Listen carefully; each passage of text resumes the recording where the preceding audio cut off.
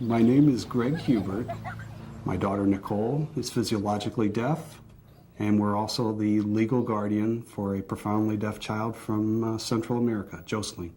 My father and my mother are both deaf. I was the oldest, so the responsibility for serving as the interpreter fell on my shoulders. When I was a Catholic, I learned about the importance of doing for others. I was a supporter of children through an organization called Children Incorporated. After Shelley and I got married, we began to support more children.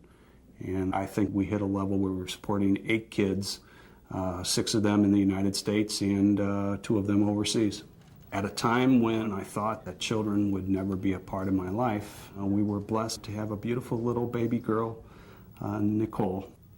13 months later, we found out that Nicole had a hearing loss.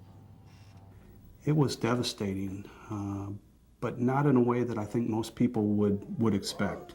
What I really feared for was to see her isolated like I saw my mother and father. Nicole was categorized as having a severe hearing loss, and she successfully wore hearing aids for a year. But then one day, she woke up, and even with her hearing aids, she couldn't hear anything. And it was just like overnight, the lights had been turned off where she couldn't hear a thing. It was at the same time that Nicole was going through her further fluctuations in hearing loss. We were asked to start supporting a little girl in Honduras, and we said, of course. Then we received the biography in the mail, and as we read through the biography, we were struck to find that this child was deaf. And we knew that when we read that, we had to try to find a way to help her. The only way she could communicate with her mother and father were gestures. Can you imagine being 7 years old and not being able to share what was inside your heart? And our challenge was that we needed to teach this little girl spoken language.